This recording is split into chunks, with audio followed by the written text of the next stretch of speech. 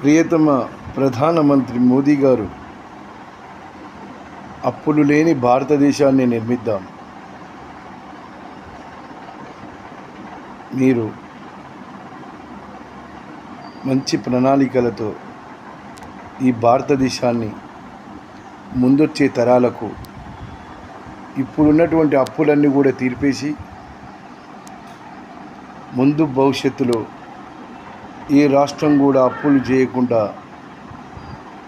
ఉండేందుకు మంచి రాజ్యాంగ సవరణలు చేసి ఇక ముందొచ్చే ఏ రాష్ట్ర ముఖ్యమంత్రులైనా కూడా అప్పులు చేయకుండా అప్పులు తీసుకురాకుండా ప్రభుత్వాలు నడిపే విధంగా ముందరికి తీసుకుపోయే విధంగా మీకు ప్రణాళికలు దానికి కావాల్సినటువంటి రూపకల్పనలన్నీ నేను చేసి మీకు అందజేస్తానని మీకు తెలియజేసుకుంటున్నాను.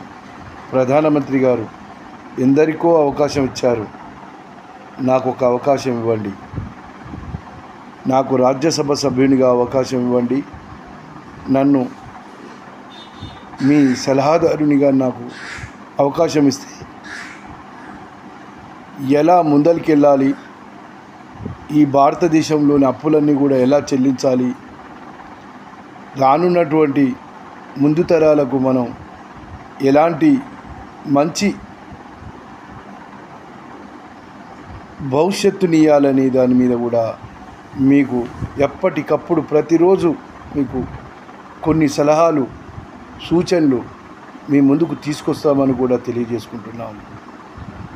భారతదేశంలో ముఖ్యంగా ప్రతి రాష్ట్రంలో ప్రతి గ్రామానికి అయ్యా ప్రధానమంత్రి గారు పళ్ళ చెట్లు ఇవ్వండి.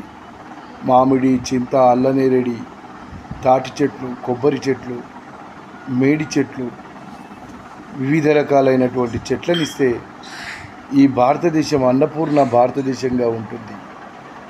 ఇట్లనే కనుక వదిలిపెట్టేస్తే ఇంకొక 100 సంవత్సరాలు అయిన తర్వాత చింతకాయలు దొరకవు, మామిడికాయలు దొరకవు, సీతాఫల పళ్ళు దొరకవు, శివచింతకాయలు దొరకవు, రేగుబండ్లు దొరకవు. ఇలాగే పోతే మాత్రం భారతదేశం చాలా క్లిష్టమైన పరిస్థితులను ఎదుర్కోవాల్సి వస్తుంది.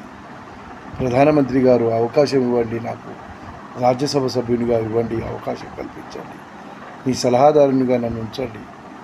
ఎంతోమందికి ఇచ్చారు, నాకు ఒక్క అవకాశం ఇవ్వండి.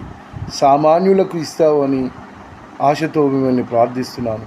ఈ వీడియోను ప్రధానమంత్రికి చేరేంత వరకు పంపించండి. యాదగిరి భువనగిరి కాన్సెప్టెడ్ ఎంపీ.